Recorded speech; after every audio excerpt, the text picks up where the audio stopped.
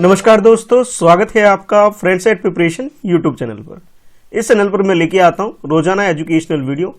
आज की इस वीडियो में हम लोग डिस्कस करेंगे करंट अफेयर जनरल स्टडी के वे क्वेश्चन जो कि आपसे पूछे जा सकते हैं किसी भी कॉम्पिटिटिव एग्जामिनेशन में। अगर आप यूपीएससी प्रीलिम्स या फिर किसी स्टेट की पीसीएस एग्जाम की तैयारी कर रहे हैं तो ये वीडियो आपके लिए बहुत ज्यादा बेनिफिशियल हो सकती है। यूटिलाइज करिए इस वीडियो को प्रैक्टिस करके और चेक करिए कि आप कितने क्वेश्चन के आंसर सही दे पा रहे हैं। एक्सप्लेनेशन को ध्यान से सुनिए और कोई की पॉइंट्स जो आपको लगता है, जो आपको नहीं मालूम है, रिवीजन करने की जरूरत है तो उसे रिवाइज जरूर करिए। चलिए फिर स्टार्ट करते हैं। पहली बार इस वीडियो को देख रहे हैं आप चैनल पर तो चैनल सब्सक्राइब कर लीजिए फ्रेंड्स एट प्रिपरेशन, और हाँ, बेल आइकन और प्रेस करिए ताकि आपको आने वाली वीडियो की नोटिफिकेशन रिसीव हो सके। Consider the following statement about academic freedom index यानी एएफआई। एएफआई के बारे में क्वेश्चन आपसे पूछा जा रहा है, यानी कि एकेडमिक फ्रीडम इंडेक्स के बारे में। इसके रिगार्डिंग में ये फर्स्ट स्टेटमेंट है और उसके बाद ये सेकंड स्टेटमेंट है। According to first statement, the AFI is published by the global public policy institute. इसे पब्लिश कौन करती है, इसके बारे में आपसे फर्स्ट स्टेटमेंट में बताया जा रहा है। सेकंड स्टेटमेंट में बोला जा रहा है Australia and Brazil are the top performer in the index. इस इंडेक्स में ब्राजील और ऑस्ट्रेलिया सबसे बेस्ट परफॉर्मर के रूप में उभर कर आ रही है। तो आपको बताना है कि करेक्ट स्टेटमेंट कौन सा है। ऑप्शन ए के अकॉर्डिंग फर्स्ट स्टेटमेंट करेक्ट है, ऑप्शन बी के अकॉर्डिंग सेकंड स्टेटमेंट करेक्ट है, ऑप्शन सी में आपसे बोला जा रहा है बोथ फर्स्ट एंड सेकंड दोनों ही स्टेटमेंट करेक्ट है, और ऑप्शन डी में आपसे बोला जा रहा है neither one not two. It means ये दोनों ही स्टेटमेंट गलत है। तो करेक्ट स्टेटमेंट आपके अकॉर्डिंग क्या है, क्वेश्चन को अटेम्प्ट कर लीजिए। अगर आप वर्ल्ड ओवर देखें तो इस इंडेक्स के अंदर, यानी कि आप बोल सकते हैं एकेडमिक फ्रीडम इंडेक्स, इस इंडेक्स में यूरुग्वे और पोर्टुगल ये दो कंट्री ऐसी है जो इस इंडेक्स के अंदर टॉपर है, यानी कि सबसे ज्यादा बेस्ट परफॉर्मर करने वाली कंट्री है। फर्स्ट नंबर पे आप यूरुग्वे बोल सकते हो, सेकंड नंबर पे पोर्टुगल है। अगर हम अपनी कंट्री के स्कोर की बात करें तो हमारी कंट्री का स्कोर इसमें 0.352 है। ये 10 के स्केल से दिया जाता है और इसमें ये माना, जैसे मान लीजिए 10 यानी कि आप ये कह सकते हैं 3.5 कह सकते हैं। अगर 1 के हिसाब से इसे कंसीडर करें तो ये 0.3 ये हमारा स्कोर रहता है। और इस जैसे वर्ल्ड मैप आप देख रहे हैं, इस वर्ल्ड मैप में जिसका भी स्कोर 0.8 से लेकर के परफेक्ट 0.1 तक है, उसके लिए ये कलर डिनोट किया गया है। उसी तरह इसे ए कैटेगरी के अंदर कंट्री को डिवाइड किया गया, और इसी तरह बाकी कंट्री भी देख सकते हैं, उनकी क्लास के हिसाब से उनको एक कलर दिया गया। अगर हम अपनी कंट्री की बात करें तो हम आते हैं 0.2 से लेकर के 0.4 के ग्रुप के अंदर, यानी कि आप कह सकते हो हम लोग डी ग्रुप के अंदर हमारी कंट्री आती है। टॉपर यूरुग्वे और पोर्टुगल है। और इसे जो पब्लिश करने वाली जो कंट्री है या इंस्टीट्यूट आप बोल सकते हैं वो ग्लोबल पब्लिक पॉलिसी है, जो कि वर्ल्ड ओवर इंटरनेशनल लेवल पे 10 ईयर ये क्या करती है कि जितने भी इंस्टीट्यूशन होते हैं वर्ल्ड ओवर हर एक कंट्री में, उसमें स्टूडेंट को किस तरह से फ्रीडम होती है अपने आइडियाज को एक्सप्रेस करने का, और कोई ऑफिशियल इसमें रिस्ट्रिक्शन नहीं होते, इंटरफेरेंस नहीं होती। एक तरह से आप कह सकते हो किसी भी तरह का प्रोफेशनल डिसएडवांटेज नहीं होता। उस बेसिस पे ये रैंक को तैयार किया जाता है। ठीक है, बाकी आपको ये भी पता होना चाहिए 35 ऐसी कंट्री है जो इसके अंदर जिसका डाटा पब्लिश नहीं किया गया, जिसमें ऑस्ट्रेलिया और यूएसए भी कंट्री है जो कि इस रैंकिंग में कंसीडर नहीं की गई है। ठीक है, जो डाटा लैक ऑफ डाटा की वजह से आप बोल सकते हैं। चलिए देखते हैं next question. With reference to national investment and infrastructure fund, जिसे शॉर्ट में आप NIIF बोल सकते हैं, इसके रिगार्डिंग में आपके पास ये फर्स्ट स्टेटमेंट है और उसके बाद ये सेकंड स्टेटमेंट है। According to first statement, Indian government has 100% share in NIFF। NIIF की अगर बात करें नेशनल इन्वेस्टमेंट इंफ्रास्ट्रक्चर फंड के अंदर, तो हमारी कंट्री का शेयर यानी गवर्नमेंट का शेयर 100% है। सेकंड स्टेटमेंट में आपसे बोला जा रहा है strategic opportunity fund is one of the component, यानी इस फंड को जो तैयार किया गया जिसके अंदर से एक तो ये स्ट्रेटेजिक अपॉर्चुनिटी फंड को भी इसके अंदर इंक्लूड किया जाता है, जो इसका एक मेजर कंपोनेंट की तरह से आप ट्रीट कर सकते हैं। तो दो स्टेटमेंट आपको दे दिए गए, इन दोनों स्टेटमेंट से आपको करेक्ट स्टेटमेंट कौन सा है ये आपको चूज करना है। आपके पास जो ऑप्शन है कुछ इस तरह से, ऑप्शन ए के अकॉर्डिंग फर्स्ट स्टेटमेंट करेक्ट है, ऑप्शन बी के अकॉर्डिंग सेकंड स्टेटमेंट करेक्ट है, ऑप्शन सी में आपसे बोला जा रहा है बोथ फर्स्ट एंड सेकंड दोनों ही स्टेटमेंट करेक्ट है, और ऑप्शन डी में आपसे बोला जा रहा है neither one not two. It means ये दोनों ही स्टेटमेंट गलत है। तो NIIF के बारे में कौन सा स्टेटमेंट करेक्ट है, क्वेश्चन को अटेम्प्ट कर लीजिए।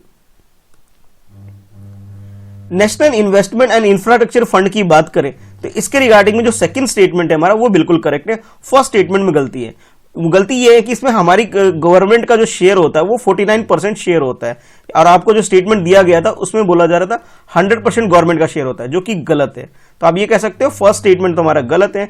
और सेकंड स्टेटमेंट की बात करें तो इस फंड के अंदर 3 मेजर फंड को इंक्लूड किया जाता है, जिसमें master fund, fund of funds and strategic opportunity fund, in 3 fund को मिलाकर के ये फंड क्रिएट किया गया है, जिसका नाम NIIF बोल सकते हैं आप। ठीक है, ये एक तरह से लॉन्ग टर्म फंड है, यानी कि मोर देन 1 ईयर यूज होने वाला फंड है, एक तरह से कैपिटल फंड आप बोल सकते हैं, जो कि इंफ्रास्ट्रक्चर सेक्टर में यूज किया जाता है। तो करेक्ट आंसर आप बोल सकते हैं option B, second statement correct होने की वजह से। With reference to hyperloop transportation system consider following statement. इस क्वेश्चन में से हाइपरलूप ट्रांसपोर्टेशन सिस्टम के बारे में पूछा जा रहा है, जिसके रिगार्डिंग में ये फर्स्ट स्टेटमेंट है और ये सेकंड स्टेटमेंट है। आपके पास ये 2 स्टेटमेंट है, दोनों स्टेटमेंट में से आपको चूज करना है करेक्ट स्टेटमेंट, और उसी के अकॉर्डिंग आपका ये आंसर होने वाला है। और स्टेटमेंट 1 के according, in this system pod like vehicle propelled through the near vacuum tube, vacuum tube के थ्रू एक तरह से आप ट्रेवल करने वाला एक सिस्टम आप इसे बोल सकते हैं, जिसे पोर्ट की तरह एक्ट करता है एक तरह से। सेकंड स्टेटमेंट में आपसे बोला जा रहा है, the low air pressure allow the port to travel sustainably free of air friction. Air में ये कह सकते हो एयर को वैक्यूम में क्रिएट कर देना, एयर को हटा करके एक वैक्यूम क्रिएट करके इसमें एक ट्रेवल की जाती है, जिसके अंदर बाद में ब्रेक वगैरह के लिए फ्रिक्शन यूज किया जाता है। ये एक तरह से कह सकते हो लो एयर प्रेशर सिस्टम को यूज करके एक ट्रांसपोर्टेशन का सिस्टम है, ऐसा सेकंड स्टेटमेंट में आपको बोला जा रहा है। तो ये 2 स्टेटमेंट आपके पास है, आपको चूज करना है करेक्ट स्टेटमेंट कौन सा है। ऑप्शन ए के अकॉर्डिंग फर्स्ट स्टेटमेंट करेक्ट है, ऑप्शन बी के अकॉर्डिंग सेकंड स्टेटमेंट करेक्ट है, ऑप्शन सी की बात करें तो इसमें दोनों ही स्टेटमेंट फर्स्ट और सेकंड दोनों ही करेक्ट है, और ऑप्शन डी में आपसे बोला जा रहा है नाइदर 1 नॉट 2, इट मींस ये दोनों ही स्टेटमेंट गलत है। तो करेक्ट आंसर आपको चूज करना है रिगार्डिंग हाइपरलूप ट्रांसपोर्टेशन सिस्टम के बारे में।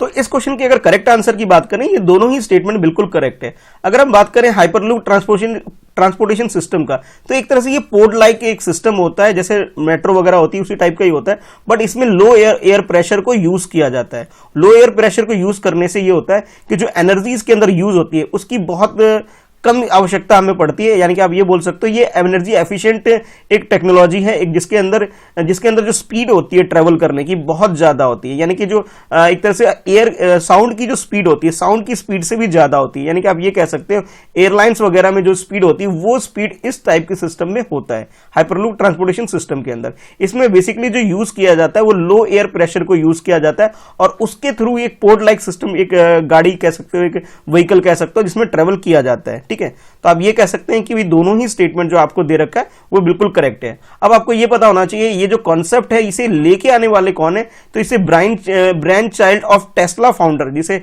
एलोन मस्क का ये कॉन्सेप्ट है, जो इंटरनेशनल लेवल पर इस कॉन्सेप्ट को लेके आए हैं। तो करेक्ट आंसर हमारा ऑप्शन सी हो जाता है, दोनों ही स्टेटमेंट करेक्ट है।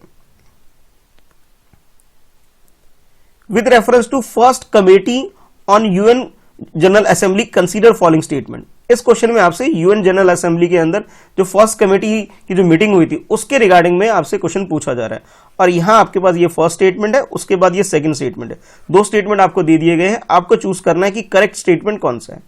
ऑप्शन ए के स्टेटमेंट 1 के अकॉर्डिंग बोला जा रहा है, the first committee on UN general assembly deal with the disarmament and international security के बारे में डील करता है, यानी कि आप ये कह सकते हैं यूएन के द्वारा जो एक जनरल असेंबली जो सेटअप की गई है डिसआर्मेंट को रिलेटेड, वो डिसआर्मेंट मतलब ये कह सकते हो जो औजार वगैरह होते हैं, जो वेपन वगैरह होते हैं, उसको मिनिमाइज करने के टारगेट से सेटअप की गई है, और ये इंटरनेशनल सिक्योरिटी को ध्यान में रखते हुए इसे स्टार्ट किया गया है।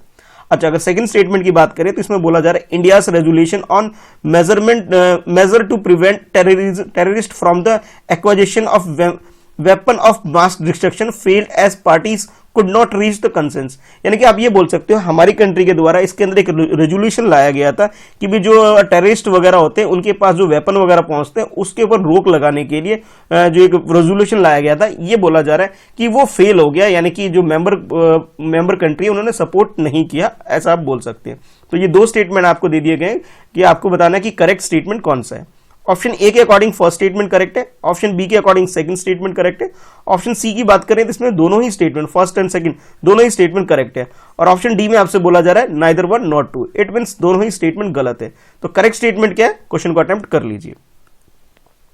अगर हम अपनी कंट्री की बात करें regarding the first committee on UN general assembly, तो हमारी कंट्री इस मीटिंग के अंदर या इस जो एक तरह इंटरनेशनल लेवल पर सबमिट हुई थी, हमारी कंट्री एक रेजोल्यूशन लेके आए थे जिसका नाम है measure to prevent terrorist from the acquisition of weapon of mass destruction. Weapon वगैरह यूज करके जो टेररिस्ट मास लोगों को, यानी कि लोगों की बहुत ज्यादा पॉपुलेशन वाले एरिया में जो ब्लास्ट वगैरह करते हैं उसको प्रिवेंट करने के लिए, वेपन वगैरह पर रोक लगाने के लिए हमारी कंट्री एक रेजोल्यूशन लेके आई और इस रेजोल्यूशन को 75 कंट्री ने इसे सपोर्ट किया और इसे अडॉप्ट कर लिया गया। अडॉप्ट करने का मतलब ये हो गया कि भाई हमारी कंट्री को प्रॉपर सपोर्ट किया गया, यानी कि एक तरह से सक्सीड हो गया हमारी कंट्री इस रेजोल्यूशन को लाने में। तो जो सेकंड स्टेटमेंट आपको बोला जा रहा था कि फेल हो गए, ये बात गलत है, ठीक है। तो सेकंड स्टेटमेंट हमारा गलत है, फर्स्ट स्टेटमेंट बिल्कुल करेक्ट है। यानी कि ये जो असेंबली कंडक्ट की गई है, ये जो मीटिंग कंडक्ट की गई है, ये इंटरनेशनल लेवल पर पीस लाने के लिए, सिक्योरिटी को ध्यान में रखते हुए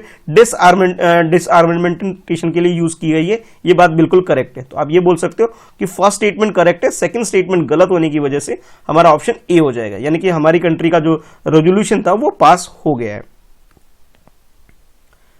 विद रेफरेंस टू ई युवा स्कीम कंसीडर फॉलोइंग स्टेटमेंट। इस क्वेश्चन में आपसे ई युवा स्कीम के बारे में पूछा जा रहा है, जिसके रिगार्डिंग में ये फर्स्ट स्टेटमेंट है जिसमें बोला जा रहा है it aims to promote culture of applied research. Research sector में यानी कि रिसर्च वगैरह का जो कल्चर उसे हमारी कंट्री में प्रमोट करने के लिए ई युवा स्कीम को हमारी कंट्री में लॉन्च किया गया है।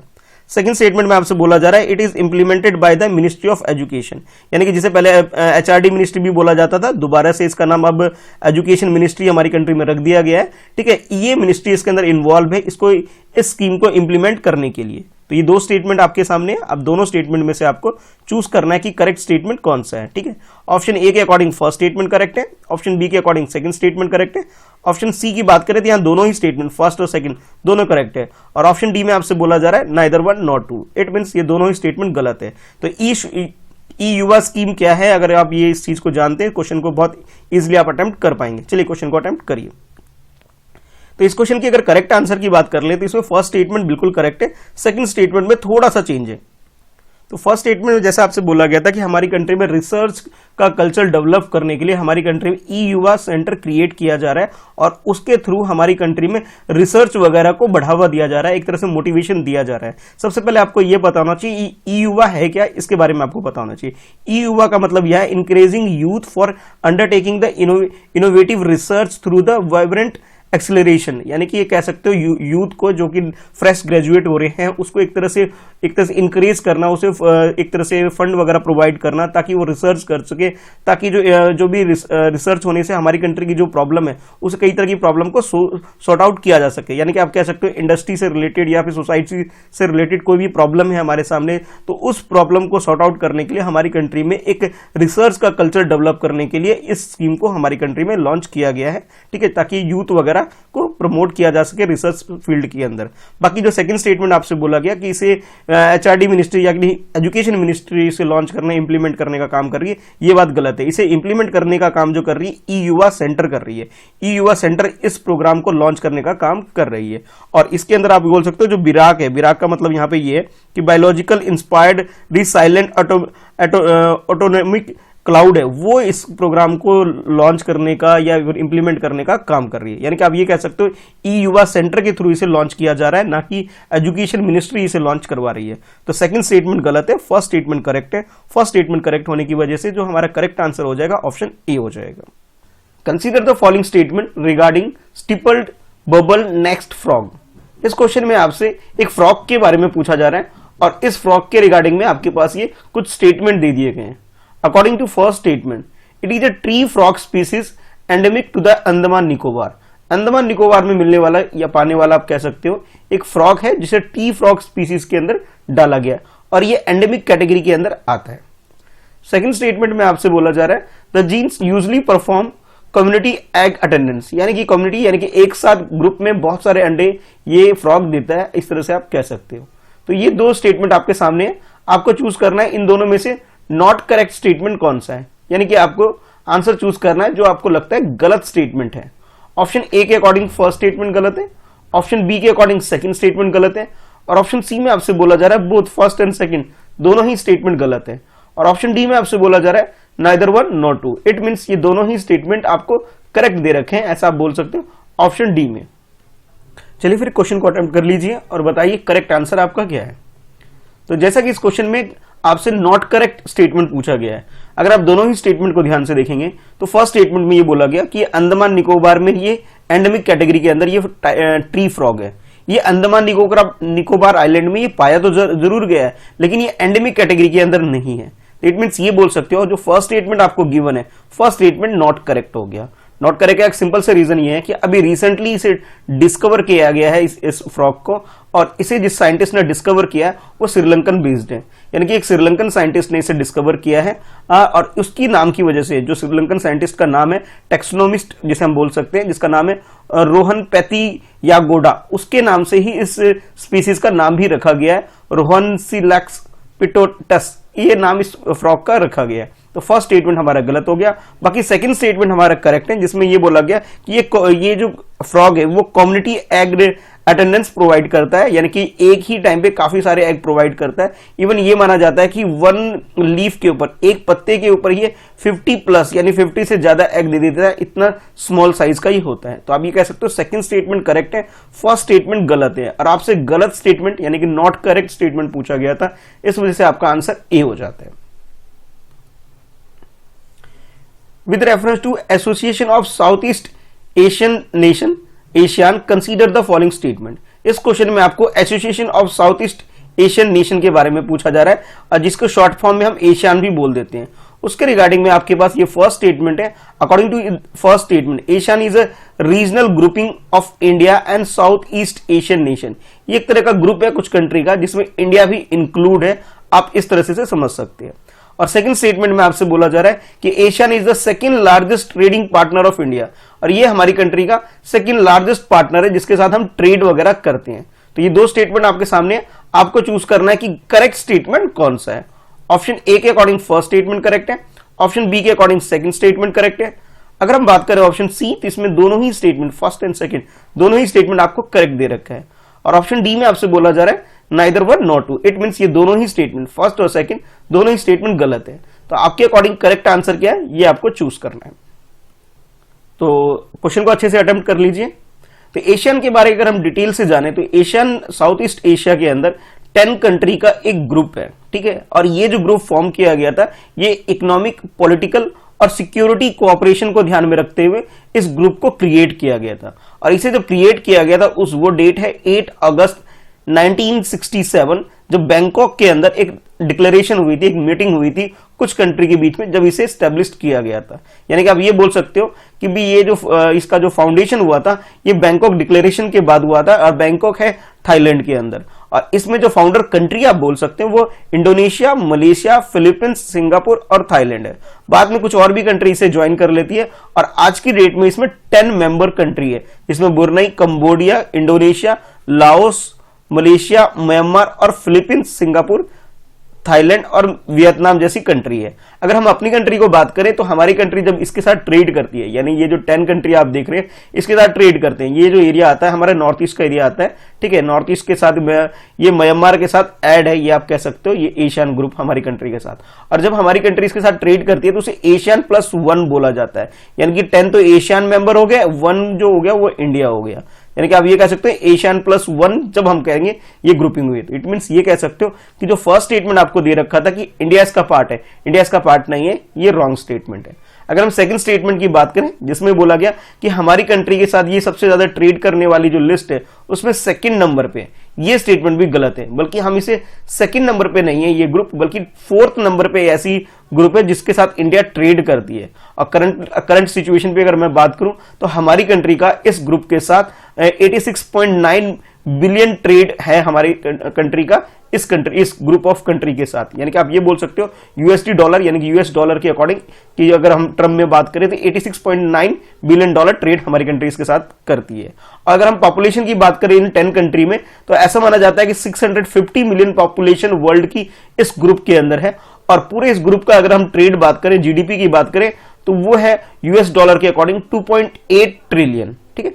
तो करेक्ट आंसर हमारा ऑप्शन डी हो जाता है। दोनों ही स्टेटमेंट, फर्स्ट और सेकंड, दोनों ही आपको गलत दे रखे हैं। बाकी आप ये सारी कंट्री देख सकते हैं कि कौन कौन सी कंट्री है और कहां इसकी लोकेशन है इस पिक्चर को देख करके, ठीक है। चलिए देखते हैं next question. With reference to Atmanirbhar Bharat Rozgar Yojana, consider the following statement. इस क्वेश्चन में आपसे आत्मनिर्भर भारत रोजगार योजना के बारे में पूछा जा रहा है। उसके रिगार्डिंग में ये फर्स्ट स्टेटमेंट है जिसमें बोला जा रहा है it will provide subsidy for the prudent fund contribution, यानी कि जो एम्प्लॉय जो भी काम करते हैं उसका जो पीपीएफ होता है, यानी कि आप कह सकते हो प्रूडेंट फंड होता है, उसमें कंट्रीब्यूशन के लिए एक तरह से सब्सिडी प्रोवाइड की जाएगी इस योजना के तहत। और सेकंड स्टेटमेंट में आपसे बोला जा रहा है कि establish registered with the EPFO will be eligible under the scheme. इस स्कीम के अंदर सिर्फ वो फर्म या कंपनी एलिजिबल होगी जो कि ईपीएफओ के अंदर रजिस्टर्ड है। तो इसके रिगार्डिंग में आपके पास ये 4 स्टेटमेंट है, 2 स्टेटमेंट थे आपके पास, ये 4 ऑप्शन है आपके पास। इन चारों ऑप्शन में से आपको करेक्ट स्टेटमेंट के अकॉर्डिंग आपको अपना आंसर चूज करना है। ऑप्शन ए के अकॉर्डिंग फर्स्ट स्टेटमेंट करेक्ट है, ऑप्शन बी के अकॉर्डिंग सेकंड स्टेटमेंट करेक्ट है, ऑप्शन सी में आपसे बोला जा रहा है बोथ फर्स्ट एंड सेकंड दोनों ही स्टेटमेंट करेक्ट है। अगर हम बात करें ऑप्शन डी की, तो इसमें आपसे बोला जा रहा है neither one not two, it means ये दोनों ही स्टेटमेंट गलत है। तो आत्मनिर्भर भारत रोजगार योजना को ध्यान में रखते हुए आपको ये क्वेश्चन अटेम्प्ट करना है। तो इस क्वेश्चन की अगर हम बात करें, इस क्वेश्चन में दोनों ही स्टेटमेंट, फर्स्ट भी और सेकंड भी, दोनों ही स्टेटमेंट आपको बिल्कुल करेक्ट दे रखे हैं। यानी कि आप ये बोल सकते हो कि आत्मनिर्भर भारत रोजगार योजना जो है ये हमारी कंट्री में एक योजना, एक स्कीम इंप्लीमेंट की गई है और इसका जो मेन मकसद है या जिस एम से इस स्कीम को लाया गया वो ये है कि न्यू अपॉर्चुनिटी क्रिएट करनी है एम्प्लॉयमेंट की। और ये जो लाया गया कोविड-19 की वजह से जो जॉब लॉस हो रहा है उसको ध्यान में रखते हुए कि भाई इकोनॉमी को रिकवर करने के लिए इस तरह की स्कीम गवर्नमेंट के द्वारा स्टार्ट की गई है। बेसिकली इसके अंदर ये होता है कि जो भी फर्म रोजगार प्रोवाइड करती है, यानी कि एम्प्लॉयमेंट अपॉर्चुनिटी प्रोवाइड करती है, उसे एक तरह से सब्सिडी दी जाती है गवर्नमेंट की तरफ से उसके प्रोविडेंट फंड कंट्रीब्यूशन के अंदर। यानी कि आप ये बोल सकते हो फर्स्ट स्टेटमेंट बिल्कुल करेक्ट है। और उसके लिए ध्यान ये रखना होता है जो ईपीएफओ की जो वेबसाइट है, यानी कि एम्प्लॉयमेंट प्रोविडेंट फंड ऑर्गेनाइजेशन की जो वेबसाइट है, वहां पर वो फर्म रजिस्टर्ड होनी चाहिए और रजिस्टर्ड के साथ साथ यहाँ पे 50 ऐसे एम्प्लॉय होने चाहिए। ये इसकी मिनिमम क्राइटेरिया है। और ये भी माना जा रहा है कि इस टाइम अगर आपको इसको बेनिफिट उठाना है, बेनिफिट उठाने के लिए एटलीस्ट 5 न्यू एम्प्लॉय को आपको जॉब प्रोवाइड करना है, ये टारगेट आपका होना चाहिए। तो इस हिसाब से आप ये बोल सकते हो दोनों ही स्टेटमेंट, फर्स्ट भी करेक्ट है और सेकंड भी करेक्ट है। तो हमारा आंसर जो हो जाएगा ऑप्शन सी हो जाएगा। With reference to Swarna Jayanti fellowship scheme consider following statement. इस क्वेश्चन में आपसे स्वर्ण जयंती फेलोशिप स्कीम के बारे में क्वेश्चन पूछा जा रहा है और उसके रिगार्डिंग में आपके सामने ये कुछ स्टेटमेंट है। According to the first statement, it provide special assistance and support to the young scientists for the basic research in the science and technology। Science and technology field के अंदर जो नए यंग साइंटिस्ट है उसे एक तरह से मोटिवेट करने के लिए, असिस्टेंट और सपोर्ट प्रोवाइड करने के लिए ये स्कीम लाई गई जिसका नाम है स्वर्ण जयंती फेलोशिप स्कीम। ये फर्स्ट स्टेटमेंट आपको बोला जा रहा है। और सेकंड स्टेटमेंट में आपसे बोला जा रहा है it is funded by the ministry of education. Ministry of education, जिसे पहले एचआरडी मिनिस्ट्री भी बोला जाता था, एक ही बात है, चाहे इसे एचआरडी मिनिस्ट्री बोलते हैं या मिनिस्ट्री ऑफ एजुकेशन बोलते हैं, एक ही टर्म है। हाँ, तो इसके द्वारा ये फंड प्रोवाइड की जा रही है स्कीम के अंदर। तो ये 2 स्टेटमेंट आपके स्क्रीन पर है, आपको बताना है इन दोनों स्टेटमेंट में से करेक्ट स्टेटमेंट कौन सा है। ऑप्शन ए के अकॉर्डिंग फर्स्ट स्टेटमेंट करेक्ट है, ऑप्शन बी के अकॉर्डिंग सेकंड स्टेटमेंट करेक्ट है, ऑप्शन सी की बात करें तो फर्स्ट एंड सेकंड दोनों ही स्टेटमेंट करेक्ट है, और ऑप्शन डी में आपसे बोला जा रहा है neither one not two, it means ये दोनों ही स्टेटमेंट गलत है। तो करेक्ट स्टेटमेंट आपके अकॉर्डिंग क्या है, चलिए क्वेश्चन को अटेम्प्ट कर लीजिए। स्वर्ण जयंती फेलोशिप स्कीम जो हमारी कंट्री में लाया गया है वो हमारी कंट्री में जो मेन मकसद है, जो फर्स्ट स्टेटमेंट में आपसे बोला गया, एक तरह से स्पेशल असिस्टेंट प्रोवाइड करना या सपोर्ट प्रोवाइड करना कुछ लिमिटेड सेलेक्टेड यंग साइंटिस्ट को, ताकि उनको रिसर्च करने में एक मोटिवेशन मिले और हमारी कंट्री की जो प्रॉब्लम्स है उनको सॉर्ट आउट की जा सके। यानी कि आप ये कह सकते हो कि फर्स्ट स्टेटमेंट बिल्कुल करेक्ट है, जो कि ये कहता है कि साइंस एंड टेक्नोलॉजी फील्ड में अगर कोई रिसर्च करता है तो उसे एक तरह की सब्सिडी प्रोवाइड की जाएगी, एक हेल्प प्रोवाइड की जाएगी इस स्कीम के तहत जिसका नाम है स्वर्ण जयंती फेलोशिप स्कीम। अच्छा, अब बात करते हैं इसे फंड करने वाली जो ऑर्गेनाइजेशन है, जो डिपार्टमेंट आप बोल सकते हैं, वो हमारी कंट्री में science and engineering research board, जिसे शॉर्ट में SERB भी बोलते हैं, ये इसमें फंडिंग करने का काम करती है। यानी कि आप ये बोल सकते हो मिनिस्ट्री ऑफ HRD या मिनिस्ट्री ऑफ एजुकेशन का कोई लेना देना इसके अंदर नहीं है, बल्कि इसके अंदर कौन सी ministry of science and technology इसके अंदर इन्वॉल्व है। तो आप ये कह सकते हो करेक्ट आंसर हमारा ऑप्शन ए हो जाता है, जिसमें फर्स्ट स्टेटमेंट करेक्ट होने की बात कही जा रही है आपसे। With reference two phase of economy consider following statement. Economy की किस तरह की फेज होते हैं उसके रिगार्डिंग में आपसे क्वेश्चन पूछा जा रहा है, और इसमें आपके पास भी अगेन दोबारा से दो स्टेटमेंट दे रखे हैं। फर्स्ट स्टेटमेंट में आपसे बोला जा रहा है the overall output of goods and services is measured annually for the expansionary and recessionary phase, यानी कि आप जानते ही हैं कि हमारी इकोनॉमी के अंदर एक बार अपवर्ड होता है, कभी डाउनवर्ड होता है हमारा जीडीपी। तो ये बोला जा रहा है ये जो फेज होता है इसे जो मेजर करने का काम किया जाता है ये एनुअल बेसिस पे आप बोल सकते होता है, और जिसमें एक्सपेंशन कितना हो रहा है उसे और जो रिसेशन कितना आ रहा है उसे, इन दोनों टर्म्स के हिसाब से इसे मेजर किया जाता है एनुअल बेसिस पे। ऐसा फर्स्ट स्टेटमेंट में आपसे बोला जा रहा है। According to second statement the business cycle is created by the clubbing together expansionary and recessionary phases. अच्छा, ये बोला जा रहा है बिजनेस साइकिल की अगर हम बात करें तो बिजनेस साइकिल के अंदर दो चीजें इंक्लूड की जाती है, जिसमें आपसे बोला जा रहा है कि फर्स्ट जो है वो क्लब जो किया जाता है वो एक्सपेंशन, यानी कि जितना भी हमारे जीडीपी में अपवर्ड जो हम देखते हैं कोई इंक्रीज होता है उसकी बात की जा रही है। और दूसरा आपसे बोला जाए जो रिसेशन आ जाता है, यानी कि जब हमारा इकोनॉमी डाउन चला जाता है, दोनों चीज को क्लब करके हम बोल सकते हैं ये बिजनेस साइकिल हमारा होता है। तो ये दो स्टेटमेंट आपके स्क्रीन पर है, आपको बताना है कि करेक्ट स्टेटमेंट कौन सा है। ऑप्शन ए के अकॉर्डिंग फर्स्ट स्टेटमेंट करेक्ट है, ऑप्शन बी के अकॉर्डिंग सेकंड स्टेटमेंट करेक्ट है, ऑप्शन सी में आपसे बोला जा रहा है बोथ फर्स्ट एंड सेकंड दोनों ही स्टेटमेंट बिल्कुल करेक्ट है, और ऑप्शन डी में आपसे बोला जा रहा है neither one not two. It means ये कह सकते हो ये दोनों ही स्टेटमेंट गलत है। तो आपके अकॉर्डिंग करेक्ट स्टेटमेंट क्या है, क्वेश्चन को अटेम्प्ट कर लीजिए। फेज ऑफ इकोनॉमी की बात करें तो जैसा कि आप इस मैप को, इस ग्राफ को भी देख के समझ सकते हैं कि जब हमारा जीडीपी इंक्रीज होता है, ठीक है, जब हम इंक्रीज होता है तो उसे आप कह सकते हो एक्सपेंशन हो रहा है, ये पीक पर पहुंचता है। और फिर उसके बाद जब डाउनफॉल होता है, इकोनॉमी एक्टिविटी कम हो जाती है, जब ये डाउनफॉल हो जाता है इसे आप रिसेशन बोल सकते हो।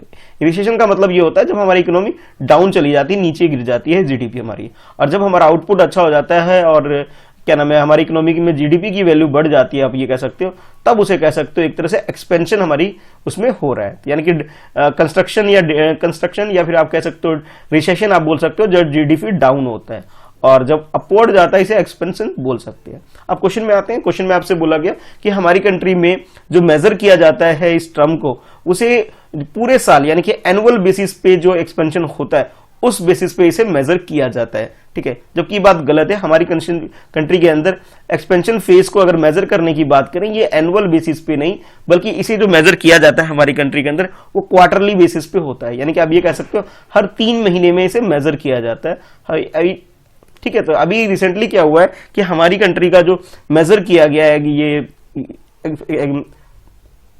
एक्सपेंशन फेज की अगर हम बात करें तो ये बोला जा रहा है कि जुलाई, अगस्त और सितंबर की बात करें तो इन तीनों में तीनों की अगर हम बात करें कंबाइंड 3 मंथ की जो क्वार्टर का अगर हम डाटा आपके सामने बताएं, इसके अंदर बताया जा रहा है कि 8.6% हमारे इसमें इंक्रीज हो रहा है हमारे जीडीपी के अंदर, ठीक है। तो आप ये बोल सकते हो कि एनुअल बेसिस पे इसे कैलकुलेट ना करके इसे जो कैलकुलेट किया जाता है क्वार्टरली बेसिस पे किया जाता है। तो इसका मतलब ये हुआ कि फर्स्ट स्टेटमेंट जो दे रखा है हमें वो गलत हो गया। अगर हम सेकंड स्टेटमेंट की बात करें या रिसेशन की बात करें उसके अंदर, तो रिसेशन को भी अगेन उसी तरह से एक क्वार्टर का कंपैरिजन किया जाता है दूसरे क्वार्टर के साथ। अगर इंक्रीज हो रहा है तो आप कह सकते हो ये एक्सपेंशन हो रहा है, अगर डिक्रीज हो रहा है तो आप इसे कह सकते हो इसे रिसेशन बोल सकते हो इसके अंदर।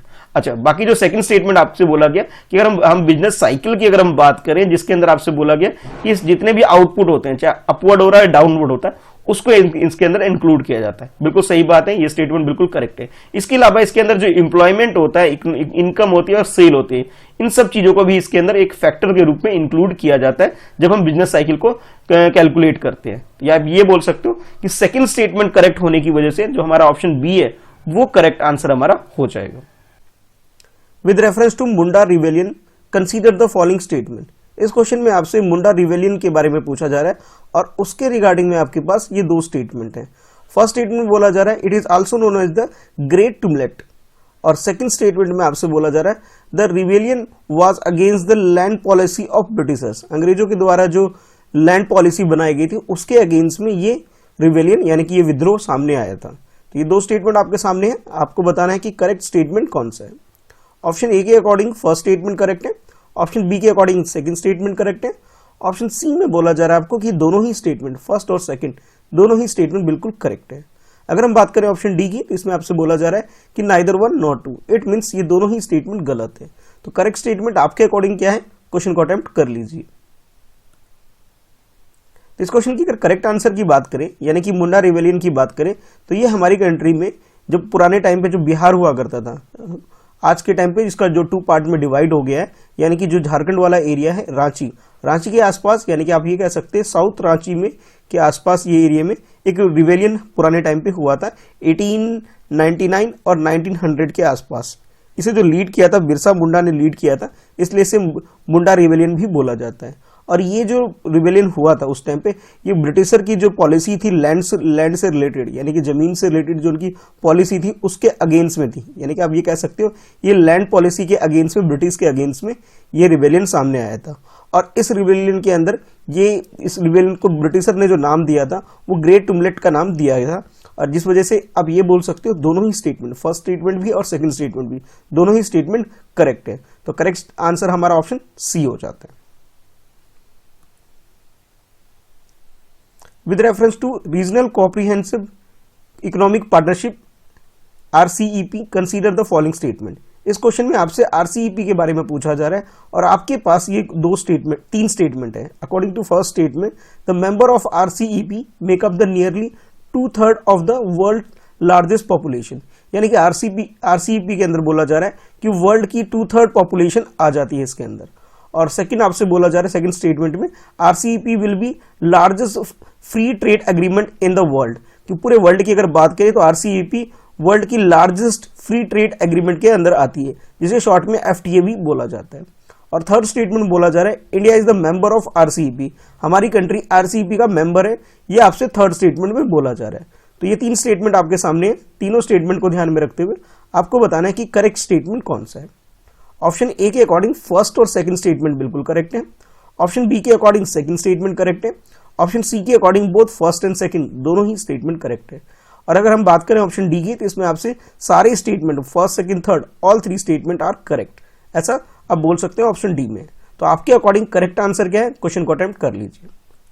अगर हम डिटेल में RCEP की बात करें तो RCEP के अंदर एशियान के 10 कंट्री, ठीक है, यानी कि जिसके अंदर जो एशियन ग्रुप है साउथ ईस्ट एशिया वाले एरिया में जो 10 कंट्री है, उस पूरे ग्रुप में जितने भी कंट्री है वो सारे, और उसके अलावा India, China, south Korea, Japan, New Zealand और ऑस्ट्रेलिया, यानी कि ये 6 कंट्री जब मिल जाती है तो RCEP का फॉर्मेशन कर देती है।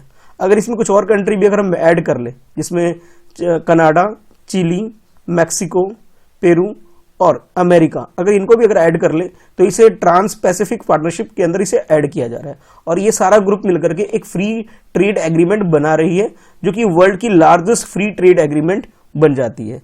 तो आप ये कह सकते हो कि जो सेकंड स्टेटमेंट था, ठीक है, वो तो बिल्कुल करेक्ट हो जाता है आपका। बाकी अगर फर्स्ट स्टेटमेंट की बात करें, जिसमें आपसे बोला जा रहा था कि वर्ल्ड की 2/3 पॉपुलेशन को लेती है, ये 2/3 नहीं बल्कि 1/3 पॉपुलेशन अराउंड आप बोल सकते हो, इतना ये कवर करता है। अगर हम GDP के टर्म्स में बात करें तो वर्ल्ड का 29% जो GDP है पूरे वर्ल्ड की, वो ये कवर करता है। तो इट मीन्स ये हुआ जो फर्स्ट स्टेटमेंट आपको दे रखा था वो गलत है।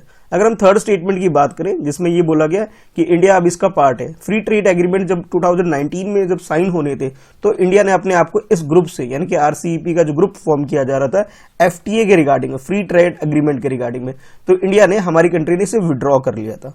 तो विड्रॉ करने की वजह से आप ये कह सकते हो अब हमारी कंट्री फ्री ट्रेड एग्रीमेंट का पार्ट नहीं है, ठीक है। वैसे जापान और साउथ कोरिया ने काफी ट्राई किया था कि इंडिया भी इसका पार्ट हो जाए फ्री ट्रेड एग्रीमेंट का, पर इंडिया ने अपने डोमेस्टिक मार्केट को बचाने के लिए इसे साइन करने से मना कर दिया।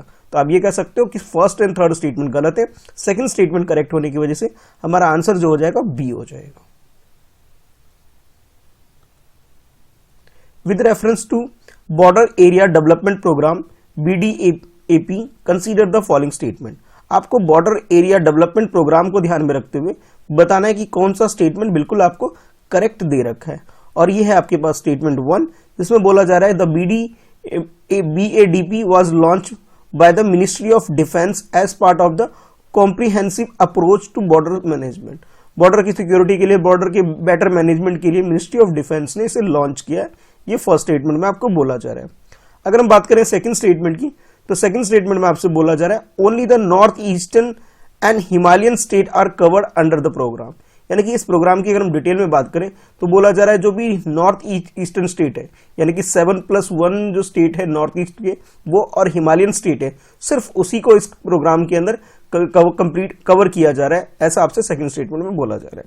तो ये दो स्टेटमेंट आपके सामने है, आपको बताना है कि करेक्ट स्टेटमेंट कौन सा है। ऑप्शन ए के अकॉर्डिंग फर्स्ट स्टेटमेंट करेक्ट है, ऑप्शन बी के अकॉर्डिंग सेकंड स्टेटमेंट करेक्ट है, ऑप्शन सी में आपसे बोला जा रहा है कि फर्स्ट सेकंड दोनों स्टेटमेंट करेक्ट है, और ऑप्शन डी में आपसे बोला जा रहा है ये दोनों ही स्टेटमेंट गलत है। तो करेक्ट स्टेटमेंट आपके अकॉर्डिंग क्या है, क्वेश्चन को अटेम्प्ट कर लीजिए। अगर हम अपनी कंट्री की बॉर्डर सिक्योरिटी की बात करें तो बॉर्डर सिक्योरिटी के लिए हमारी कंट्री में एक प्रोग्राम लाया गया है जिसका नाम बॉर्डर एरिया डेवलपमेंट प्रोग्राम है।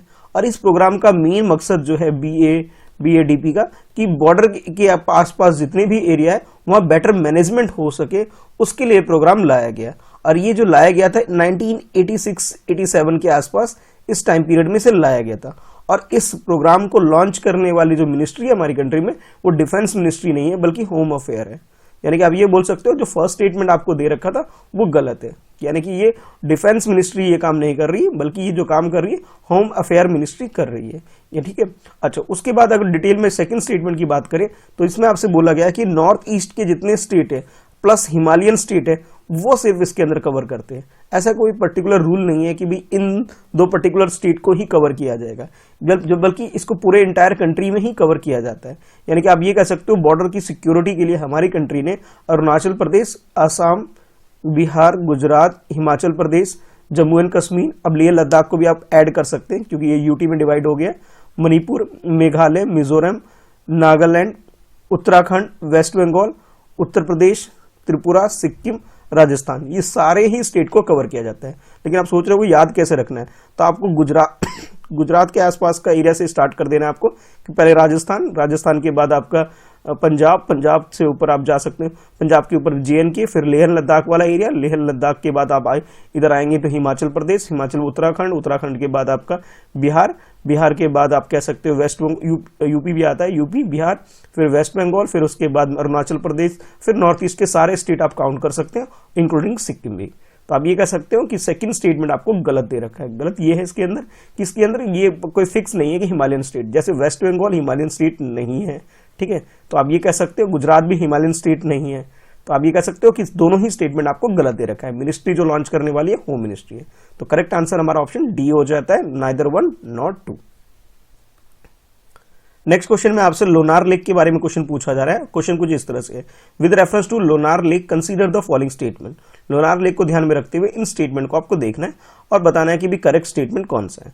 फर्स्ट स्टेटमेंट में बोला जा रहा है it is a Rameshwar site, यानी कि रामेश्वर साइट जो कन्वेंशन हुई इंटरनेशनल लेवल पर, उसके अंदर हमारी कंट्री की तरफ से ये रिप्रेजेंट करने वाली, यानी कि रामेश्वर साइट के अंदर इसे रिप्रेजेंट करती है लोनार लेक।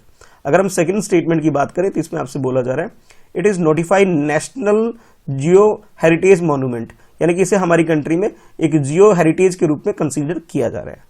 और थर्ड स्टेटमेंट में इसकी लोकेशन के बारे में आपसे बताया जा रहा है कि ये महाराष्ट्र के अंदर ये लोकेशन है इसकी, और ये अपने फ्रेश वाटर के लिए जानी जाती है। तो ये तीन स्टेटमेंट आपके सामने है, आपको बताना है कि करेक्ट स्टेटमेंट कौन सा है।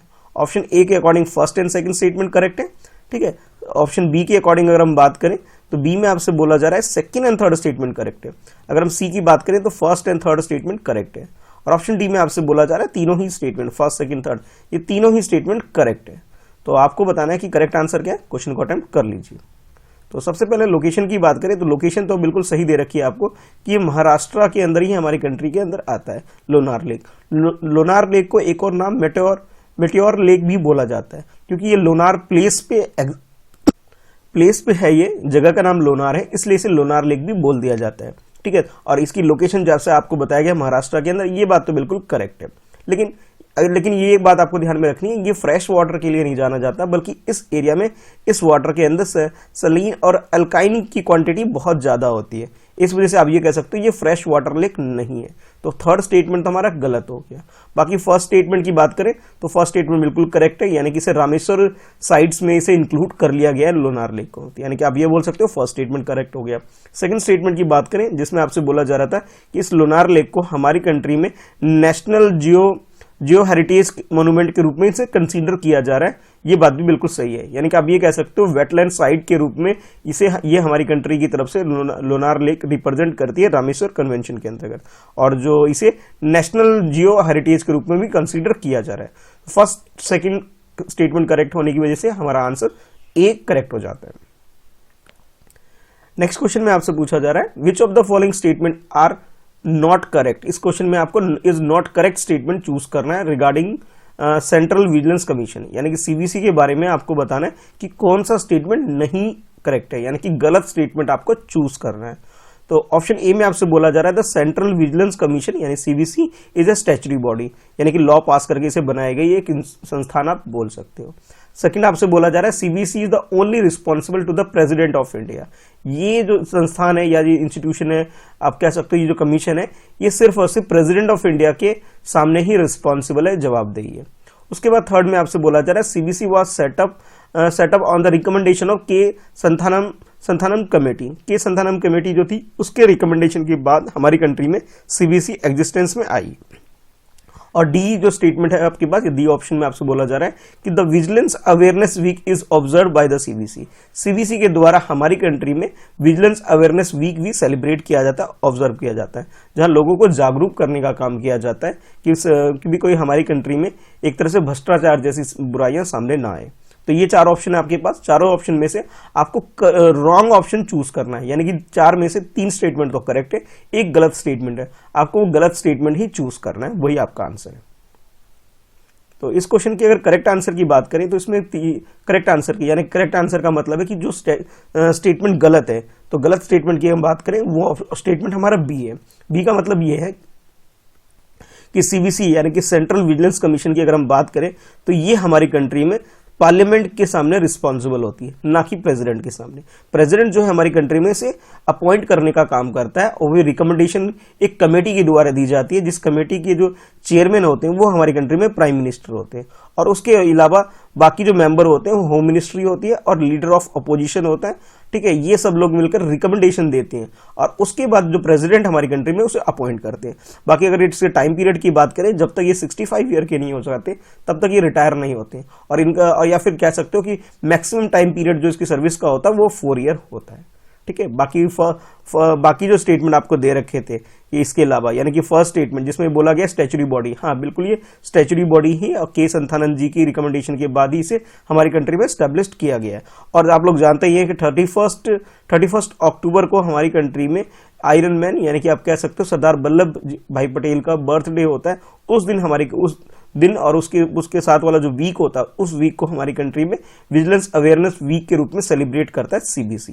बाकी अगर आप ये जानना चाहें कि भी ये कब स्टैब्लिश्ड हुआ था, ये तो आप ये कह सकते हो इसे फरवरी 1964 में इसे स्टैब्लिश्ड किया गया था हमारी कंट्री के अंदर। तो यानी कि आप ये समझ, इसका मतलब पूरा क्लियर समझ में आ गया होगा कि बी करेक्ट आंसर जो हमारा हो जाएगा वो बी हो जाएगा। बी का मतलब ये ओनली सेकंड स्टेटमेंट आपको गलत दे रखा है, बाकी first, third and fourth statement यानी कि जो ऑप्शन है वो बिल्कुल करेक्ट स्टेटमेंट है, क्योंकि हमें गलत आंसर चूज करना था। गलत आंसर हमारा स्टेटमेंट हमारा सेकंड होने की वजह से आंसर बी हो गया। Consider the following statement. अब आपके सामने ये दो स्टेटमेंट है, ये फर्स्ट स्टेटमेंट है और उसके नीचे ये सेकंड स्टेटमेंट है। इन दोनों स्टेटमेंट में से आपको करेक्ट स्टेटमेंट बताना है, उसके अकॉर्डिंग ही आपका ये ऑप्शन है ए, बी, सी और डी। फर्स्ट स्टेटमेंट में आपसे बोला जा रहा है under article 32 the supreme court have power to issue writ for the enforcement of any fundamental and legal right of citizen, यानी कि आर्टिकल 32 सुप्रीम कोर्ट को एक पावर देता है कि वो किसी भी ह्यूमन बीइंग को, किसी भी सिटीजन को अपनी कंट्री के अंदर लीगल राइट के प्रिवेंशन के लिए, उसके लिए इन्फोर्समेंट के लिए एक रिट जारी कर सकता है। यानी कि आप ये कह सकते हो कि एक पर्सन का अगर फंडामेंटल राइट अगर कोई मिसयूज हो रहा है, उसे प्रोवाइड नहीं किया जा रहा है किसी कारणवश से, तो सुप्रीम कोर्ट के पास आर्टिकल 32 में अब पावर है कि वो उसके लिए जो भी एक तरह से इन्फोर्समेंट वर्क हो सकता है वो कर सकता है। सेकेंड स्टेटमेंट में आपसे बोला जा रहा है the high court can not issue writ to any authority outside the territorial jurisdiction, यानी कि जो हाई कोर्ट है वो अपने जुरिडिक्शन के बाहर किसी भी अथॉरिटी को वो रिट जारी नहीं कर सकता, ऐसा आपसे सेकंड स्टेटमेंट में बोला जा रहा है। तो ये आपके पास दो स्टेटमेंट है, दोनों स्टेटमेंट में से आपको करेक्ट स्टेटमेंट क्या है ये आपको चूज करना है। तो ऑप्शन ए के अकॉर्डिंग बोला जा रहा है कि फर्स्ट स्टेटमेंट करेक्ट है। ऑप्शन बी में आपसे बोला जा रहा है हाई कोर्ट के बारे में जो स्टेटमेंट है सेकंड वो करेक्ट है, और ऑप्शन सी में आपसे बोला जा रहा है बोथ फर्स्ट एंड सेकंड दोनों ही स्टेटमेंट करेक्ट है। अगर हम बात करें ऑप्शन डी की, इसमें आपसे बोला जा रहा है neither one nor two, it means दोनों ही स्टेटमेंट गलत है। तो करेक्ट स्टेटमेंट आपके अकॉर्डिंग क्या है, क्वेश्चन को अटेम्प्ट कर लीजिए। तो इस क्वेश्चन की अगर करेक्ट आंसर की बात करें, यानी कि आर्टिकल 32 के बारे में डिटेल में बात करें, तो ये एक फंडामेंटल राइट होता है हम लोगों का, यानी कि सिटीजन का एक फंडामेंटल राइट है, जिसके अंदर ये पावर दी जाती है मतलब किसी भी सिटीजन को हमारी कंट्री के अंदर, कि अगर उसके किसी भी अदर फंडामेंटल राइट का अगर मिसयूज हो रहा है, उसे प्रोवाइड नहीं किया जा रहा है, तो उसकी रेमेडीज के लिए वो सुप्रीम कोर्ट तक जा सकता है। यानी कि आप ये बोल सकते हो आर्टिकल 32 जो है ये सुप्रीम कोर्ट से रिलेटेड नहीं है, बल्कि एक सिटीजन से रिलेटेड है, आप ये बोल सकते हो। और सिटीजन को एम्पावर करता है कि वो लीगल एक्शन के लिए, अगर उसे वायलेशन हो रहा है, कोई उसे फंडामेंटल राइट यूज नहीं करने दिया जा रहा है, तो उसके लिए वो सुप्रीम कोर्ट तक कंप्लेन कर सकता है, उसके लिए एक्शन ले सकता है। तो यानी कि आप ये बोल सकते हैं ये 32 जो है इसके लिए एक सिटीजन अप्रोच कर सकता है सुप्रीम कोर्ट के लिए, ठीक है। यानी कि आप ये कह सकते हो आर्टिकल 32 से रिलेटेड जो फर्स्ट स्टेटमेंट है वो आपका गलत है। गलत होने की वजह ये है कि ये एम्पावर सुप्रीम कोर्ट को नहीं करता बल्कि सिटीजन को करता है। अच्छा, उसके अलावा आर्टिकल 226 की अगर बात करें तो ये हाई कोर्ट को पावर देता है कि वो रिट इशू कर सकता है, रिट और बाकी सारी चीजें भी इशू कर सकता है किसी भी अथॉरिटी को और सिटीजन को भी, ठीक है। और अगर अथॉरिटी की बात करें तो वो जरूरी नहीं वो अपने जुरिडिक्शन के अंदर, जुरिडिक्शन से बाहर भी, अपने टेरिटरी के बाहर भी वो रिट जारी कर सकता है। यानी कि दोनों ही स्टेटमेंट, फर्स्ट स्टेटमेंट भी गलत है और सेकंड स्टेटमेंट भी गलत है। गलत होने की बिल्कुल क्लियर वजह यह है कि आर्टिकल 32 सिटीजन को एम्पावर कर रहा है और हाई कोर्ट को जो पास जो पावर है वो देता है आर्टिकल 226। और पावर ये है इसके पास कि भी ये किसी भी ह्यूमन बीइंग को, यानी सिटीजन की बात करें तो वो तो अपने एरिया के अंदर बात करेगा, लेकिन अथॉरिटी की बात आ जाएगी तो वो अपने एरिया से बाहर भी एक रिट जारी कर सकता है किसी भी अथॉरिटी। तो करेक्ट आंसर हमारा ऑप्शन डी हो जाता है। Consider the following statement about Ethiopia. Next question में आपसे इथोपिया के बारे में पूछा जा रहा है, यानी कि आप ये कह सकते हैं एक ज्योग्राफी का क्वेश्चन है आपके लिए ये। और इधर आपके पास ये फर्स्ट स्टेटमेंट है, उसके बाद ये सेकंड स्टेटमेंट है। दो स्टेटमेंट आपको दे दिए गए हैं इथोपिया के बारे में, आपको बताना है नॉट करेक्ट, यानी आपको बताना है कि गलत स्टेटमेंट कौन सा है। स्टेटमेंट 1 में आपसे बोला जा रहा है Ethiopia is a landlocked country sharing border with Sudan, South Sudan, Kenya and Somalia. यानी कि इथोपिया की लोकेशन की अगर हम बात करें तो ये एक लैंडलॉक, यानी कि लैंडलॉक का मतलब ये है कि किसी भी तरीके से सी से कनेक्टेड नहीं है। और जो कंट्री जिसके साथ ये बॉर्डर शेयर करती है उसके बारे में आपको बताया जा रहा है कि केनिया शेयर करती है, सोमालिया शेयर करती है, सूडान शेयर करती है, साउथ सूडान शेयर करता है, उसके बारे में आपको बताया जा रहा है। और सेकंड स्टेटमेंट में आपसे बोला जा रहा है the country has recently declare war with its enemy state Eritrea. Eritrea के अगेंस्ट में इन्होंने अभी वॉर डिक्लेयर किया है, यानी कि आप ये कह सकते हो अभी इथोपिया और इरिट्रिया के बीच में एक फाइट चल रही है, एक वॉर चल रही है अभी रिसेंटली। तो ये दो स्टेटमेंट आपके सामने, दोनों स्टेटमेंट में से आपको गलत स्टेटमेंट चूज करना है और गलत स्टेटमेंट ही आपका आंसर होगा। ऑप्शन ए के अकॉर्डिंग फर्स्ट स्टेटमेंट गलत है, ऑप्शन बी के अकॉर्डिंग सेकंड स्टेटमेंट गलत है, ऑप्शन थर्ड की बात करिए, सी की बात करिए जिसमें बोला जा रहा है दोनों ही स्टेटमेंट, फर्स्ट और सेकंड दोनों ही स्टेटमेंट गलत है। और ऑप्शन डी में आपसे बोला जा रहा है neither one not two, it means ये दोनों ही स्टेटमेंट गलत नहीं है, यानी कि दोनों स्टेटमेंट सही है। तो आपके अकॉर्डिंग गलत स्टेटमेंट कौन सा है, ऑप्शन को चूज कर लीजिए। तो सबसे पहले तो हमें इथोपिया की लोकेशन के बारे में पता होना चाहिए। तो इथोपिया जो कंट्री है ये अफ्रीका के अंदर एक कंट्री है जो कि हॉर्न ऑफ अफ्रीका के अंदर आती है। और अगर हम इसके नेबर कंट्री की बात करें तो इरिट्रिया की अगर बात करें ये इसके नॉर्थ में, यानी कि टॉप में आप देख सकते हो। उसके बाद इधर नॉर्थ ईस्ट के आसपास यहाँ पे डिजिबूटी एक नेक्स्ट कंट्री है। उसके बाद सोमालिया इसके ईस्ट में है। और फिर अगर हम साउथ में बात करें तो केनिया जिसकी कैपिटल नैरोबी है वो कंट्री है। और अगर हम इसके वेस्ट में बात करें तो सूडान, जिसे कि टू पार्ट में डिवाइड कर दिया गया है, एक कंट्री सूडान बन गई है, दूसरा साउथ सूडान बन गई है, वो इसके वेस्ट में। तो यानी कि आप ये कह सकते हो अगर वर्ल्ड मैप में आप देखना चाहें तो इसकी लोकेशन आप इस तरह समझ सकते हैं कि ये हमारी कंट्री इंडिया है और इथोपिया की जो लोकेशन है वो इधर है। यानी कि आप ये कह सकते हो कि भी इंडियन ओशन से कनेक्टेड है, या फिर आप कह सकते हो अरेबियन सी से कनेक्टेड ये कंट्री है हमारी कंट्री से। ठीक है, हमारी कंट्री से लोकेशन इस तरह से आप देख सकते हैं। बाकी अगर वापस अगर अपने क्वेश्चन पे आए तो जैसा आपको इस मैप में मैंने दिखाया था कि भी ये जो लैंडलॉक कंट्री है, ठीक है, इस लैंडलॉक कंट्री जो जितनी भी कंट्री के नाम आपको दे रखे ये सारी कंट्री सही है, बिल्कुल करेक्ट है। यानी कि फर्स्ट स्टेटमेंट हमारा बिल्कुल करेक्ट है। सेकंड स्टेटमेंट में आपसे बोला गया कि अभी इरिट्रिया जो कि इसके नॉर्थ में है, इन दोनों कंट्री के बीच में एक वॉर हो रही है और इथोपिया ने एक वॉर डिक्लेयर किया है इस टाइम, जो कि बिल्कुल ये जो स्टेटमेंट है बिल्कुल गलत है। गलत ये है कि अब इन दोनों कंट्री के बीच में अब ये पीस डायलॉग जो स्टैब्लिश हो चुके हैं 2018 अप्रैल की अगर बात करें तो यहाँ एक प्राइम मिनिस्टर सिलेक्ट हुए थे जिनका नाम है अबीब अहमद। अबीब अहमद ने इन दोनों कंट्री के बीच में जो पहले राइवलरी चल के आ रही थी उसे खत्म करके एक फ्रेंडशिप, एक तरह से कह सकते हो एक पीस डील साइन किया था इस कंट्री के साथ। और जब ये पीस डील इन्होंने साइन किया तो जो वॉर वाली कंडीशन थी वो खत्म हो गई, यानी कि आप ये कह सकते हो इन दोनों कंट्री के बीच में कोई वॉर नहीं है। और इसकी वजह से इन्हें 2019 का नोबेल पीस प्राइज भी दिया गया था अबीब अहमद को। तो अब ये बोल सकते हो सेकंड स्टेटमेंट जो आपको दे रखा है वो गलत है और फर्स्ट स्टेटमेंट बिल्कुल करेक्ट है। क्वेश्चन में आपसे गलत स्टेटमेंट के बारे में बोला गया था, इसलिए आपका आंसर बी हो जाएगा। Consider the following statement. अब आपके पास ये दो स्टेटमेंट है, ये फर्स्ट है, ये सेकंड है, और ये जो क्वेश्चन आपसे पूछा जा रहा है इकोनॉमी बेस्ड क्वेश्चन है।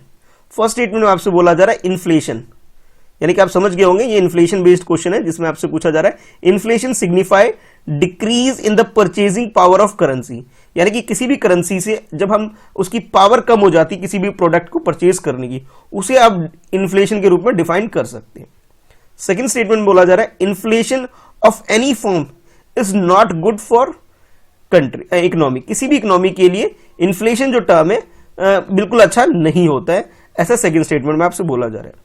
तो ये दो स्टेटमेंट है इन्फ्लेशन के रिगार्डिंग में, आपको बताना है कि करेक्ट स्टेटमेंट कौन सा है। ऑप्शन ए के अकॉर्डिंग फर्स्ट स्टेटमेंट करेक्ट है, ऑप्शन बी के अकॉर्डिंग सेकंड स्टेटमेंट करेक्ट है, ऑप्शन सी में आपसे बोला जा रहा है बोथ फर्स्ट एंड सेकंड दोनों ही स्टेटमेंट करेक्ट है, ऑप्शन डी में आपसे बोला जा रहा है कि दोनों ही स्टेटमेंट गलत है। तो करेक्ट स्टेटमेंट आपके अकॉर्डिंग क्या है, क्वेश्चन को अटेम्प्ट कर लीजिए इन्फ्लेशन को ध्यान में रखते हुए। तो सबसे पहले ये जो टर्म है इन्फ्लेशन, पहले आपको ये इन्फ्लेशन समझना होगा कि इन्फ्लेशन होता क्या है। इन्फ्लेशन का मतलब ये होता है कि जो भी हमारे पास करेंसी है, ठीक है, कोई भी करेंसी हमारे पास है, उसकी जो मनी की जो करेंसी या मनी बोले हम उसे, उसकी जो वैल्यू में डाउनफॉल होता है, यानी कि आप ये कह सकते हैं उसकी वैल्यू में डाउनफॉल की मीनिंग ये है कि मान लीजिए आप 100 रुपीज में किसी भी प्रोडक्ट को 2 प्रोडक्ट आप लेके आ रहे थे पहले, ठीक है, अब 100 रुपए में किसी भी प्रोडक्ट को 2 की जगह 1 लेकर के आ रहे, यानी कि जो उसकी परचेजिंग पावर थी पहले आप 100 रुपीज के अंदर दो किसी भी प्रोडक्ट ए प्रोडक्ट को आप उसके 2 पीस लेके आ रहे थे, लेकिन अब आपको 1 पीस मिल रहा है। इट मीन्स आप ये कह सकते हो कि जो वैल्यू ऑफ करेंसी है, ये मनी है, वो डिक्रीज हो रही है, नीचे जा रही है।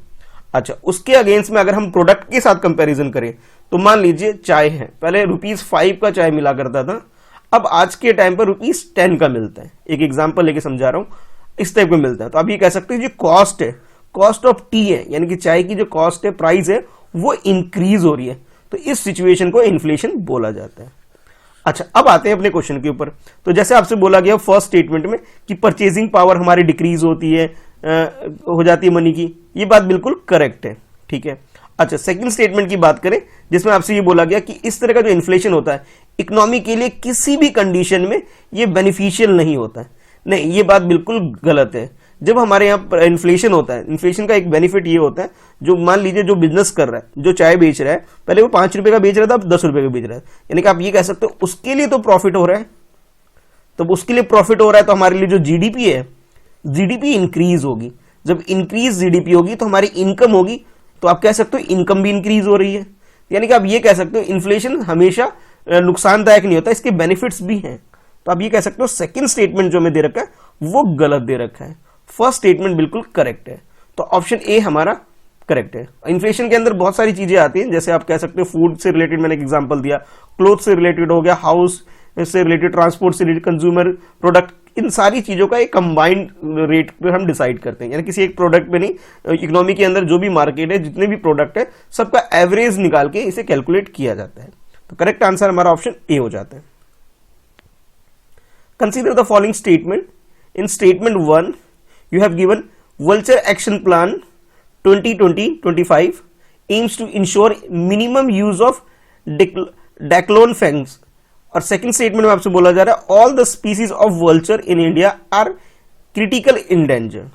इस क्वेश्चन में आपसे एक एक्शन प्लान के बारे में पूछा जा रहा है, वल्चर एक्शन प्लान जो कि 2020 से 2025 तक है, और इसका जो मेन एम ये है कि हमारी कंट्री में डिक्लोफेन को मिनिमम करना है, यानी कि आप ये कह सकते हो जो गिद्ध वगैरह है हमारी कंट्री में उसके प्रोटेक्शन से रिलेटेड ये एक्शन प्लान है। और सेकंड स्टेटमेंट में आपसे बोला जा रहा है कि जो वल्चर से रिलेटेड कैटेगरी के जो स्पीसीज है हमारी, यानी कि गिद्धों की जो प्रजाति कह सकते हो, वो सारे के सारे हमारी कंट्री में क्रिटिकल इंडेंजर कैटेगरी के अंदर आते हैं।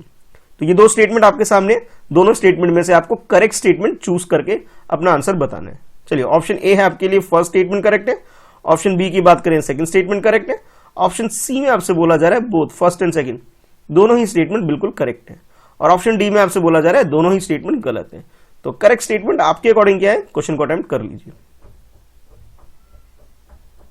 तो इस क्वेश्चन की अगर करेक्ट आंसर की बात करें तो इसका फर्स्ट स्टेटमेंट जो आपको दे रखा है कि भी हमारी कंट्री में एक 5 ईयर प्लान लाया जा रहा है ministry of environment, forest and climate change के द्वारा 2020-25 तक के लिए।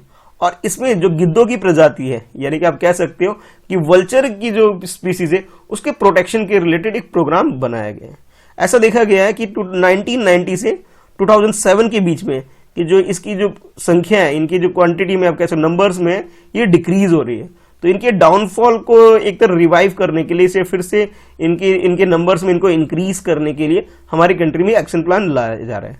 तो फर्स्ट स्टेटमेंट तो हमारा बिल्कुल करेक्ट हो गया। सेकंड स्टेटमेंट में ये बोला गया कि हमारी कंट्री में जितनी भी गिद्धों की प्रजाति है, वल्चर की जितने भी स्पीसीज है, इसके जो डिफरेंट टाइप के हैं, सब इंडेंजर कैटेगरी के अंदर है। नहीं, सारी की सारी इंडेंजर कैटेगरी में नहीं है, बल्कि आप ये कह सकते हो कि हमारी कंट्री के अंदर ऐसे 3 ऐसे वल्चर की स्पीसीज है जिसमें ओरिएंटल स्लेंटर बिल्ड वल्चर, ठीक है, long billed vulture, white backed billed vulture, ये कुछ ऐसे हैं जो कि इंडेंजर कैटेगरी के अंदर आते हैं। और इसके अलावा कुछ ऐसे भी हैं जो इंडेंजर कैटेगरी के अंदर ना आकर के, बल्कि ये कह सकते हो नेक्स्ट या नियर थ्रेटन कैटेगरी के अंदर आते हैं, जिसमें Indian griffon vulture, Himalayan griffon, cinereous vulture, bearded vulture, ये कुछ ऐसी कैटेगरी है जो कि क्रिटिकल डेंजर कैटेगरी में ना आकर के ये नियर थ्रेटन कैटेगरी के अंदर आते हैं। तो आप ये कह सकते हो सेकंड स्टेटमेंट हमें गलत दे रखा है, फर्स्ट स्टेटमेंट करेक्ट है, इसलिए हमारा जो आंसर हो जाएगा वो ऑप्शन ए हो जाएगा। With reference to Vital Statistics of India based on the Civil Registration System Report 2018, consider following statement। 2018 की एक रिपोर्ट है, इस रिपोर्ट का नाम आप कह सकते हो कि सिविल रजिस्ट्रेशन सिस्टम रिपोर्ट। इस रिपोर्ट के अकॉर्डिंग आपके पास ये 2 स्टेटमेंट दे दिए गए, ये फर्स्ट स्टेटमेंट है और ये सेकंड स्टेटमेंट है। ध्यान रहे 2018 के डाटा के अकॉर्डिंग आपको क्वेश्चन अटेम्प्ट करना है, और आपसे पूछा जा रहा है which of the statement given above are correct, और इनमें करेक्ट स्टेटमेंट क्या है ये आपको बताना है। स्टेटमेंट 1 में बोला जा रहा है कि अगर हम हरियाणा की बात करें तो Haryana recorded the worst sex ratio at birth, यानी कि जब बर्थ होता है उस टाइम मेल और फीमेल जो बच्चे होते हैं, यानी कि आप कह सकते हो बॉय और गर्ल का जो नंबर की अगर हम बात करें तो उसमें ये बोला जा रहा है कि number of girl as compare to number of boys 1000 के उसमें बात करेंगे तो भाई हरियाणा में सबसे वर्स्ट कंडीशन है। फर्स्ट स्टेटमेंट बोला जा रहा है।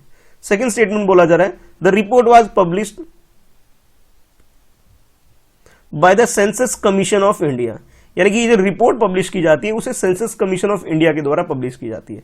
तो ये दो स्टेटमेंट आपके सामने, आपको बताना है कि करेक्ट स्टेटमेंट क्या है। ऑप्शन ए के अकॉर्डिंग फर्स्ट स्टेटमेंट करेक्ट है, ऑप्शन बी के अकॉर्डिंग सेकंड स्टेटमेंट करेक्ट है, ऑप्शन सी में आपसे बोला जा रहा है बोथ फर्स्ट एंड सेकंड दोनों ही स्टेटमेंट करेक्ट है, और ऑप्शन डी में आपसे बोला जा रहा है neither one not two. It means ये दोनों ही स्टेटमेंट गलत है। तो करेक्ट स्टेटमेंट आपके अकॉर्डिंग कौन सा है, अपने ऑप्शन को चूज करिए। तो इस रिपोर्ट की अगर हम बात करें, जैसे whittle statics of India based एक सिविल रजिस्ट्रेशन सिस्टम रिपोर्ट है, और इस रिपोर्ट को जो पब्लिश करने वाली जो अथॉरिटी है वो है रजिस्ट्रार जनरल ऑफ इंडिया, यानी कि आप क्लियर समझ गए होंगे जो सेकंड स्टेटमेंट आपको दे रखा है वो बिल्कुल गलत दे रखा है। अगर हम फर्स्ट स्टेटमेंट की बात करें, यानी कि एक सेक्स रेशियो की अगर हम बात करें अपनी कंट्री में, तो इस मैप को देख करके आपको क्लियर हो जाएगा कि हमारी कंट्री में जो अरुणाचल प्रदेश है, वो अरुणाचल प्रदेश की कंडीशन सबसे अच्छी है हमारी कंट्री में अगर हम सेक्स रेशियो की बात करें। यानी कि आप ये कह सकते हो पर 1000 बॉयज के कंपैरिजन में गर्ल्स जो नंबर में सबसे ज्यादा है वो अरुणाचल प्रदेश में हमारे हैं, जो कि नॉर्थ ईस्ट के अंदर आते हैं। उसी तरह अगर हम मणिपुर की बात करें तो मणिपुर की कंडीशन सबसे खराब हमारी कंट्री में है। अगर हम बात करें बॉयज और गर्ल्स के नंबर की बात करें जब बर्थ के टाइम पे, यानी कि आप ये कह सकते हो बर्थ के टाइम पे सबसे खराब कंडीशन हमारी कंट्री में है मणिपुर की और सबसे बेटर कंडीशन है अरुणाचल प्रदेश की। बाकी अदर स्टेट का भी आप डाटा इस तरह से देख सकते हो। तो यानी कि ये कह सकते हो कि दोनों ही स्टेटमेंट, फर्स्ट और सेकंड, दोनों ही स्टेटमेंट आपको गलत दे दिए गए थे। तो करेक्ट आंसर जो हमारा हो जाएगा सी हो जाएगा। बाकी आपके लिए क्वेश्चन ये है कि इस डाटा को, इस रिपोर्ट को आपको अच्छे से देखना है। आप जिस स्टेट से बिलोंग करते हैं, जिस भी स्टेट से, आपकी स्टेट की क्या सिचुएशन है, यानी कि करंट सिचुएशन में, करंट टाइम पर नंबर ऑफ बॉयज और नंबर ऑफ गर्ल्स 1000 के रेट पे आपको बताना है कि आपके स्टेट में क्या कंडीशन है, किस रेशियो में, किस जो डाटा है आपके स्टेट के हिसाब से क्या डाटा है। और आपके स्टेट के अलावा जो नियर बाय स्टेट है, जो भी आपके स्टेट के साथ बॉर्डर शेयर करते हैं, उसके बारे में भी आपको बताना है। मान लीजिए मैं दिल्ली में रहता हूं, तो दिल्ली के साथ बॉर्डर शेयर करने वाले जो स्टेट है हरियाणा है और यूपी है, ठीक है। तो आप दिल्ली के साथ साथ आपको हरियाणा और यूपी के बारे में भी पता होना चाहिए। इसी तरह आप जिस भी स्टेट से बिलोंग करते हैं, मान लीजिए आप एमपी से बिलोंग करते हैं, तो एमपी के आसपास जितने स्टेट है, ठीक है, उनके बारे में भी आपको पता होना चाहिए। कमेंट करके अपना आंसर जरूर बताइएगा।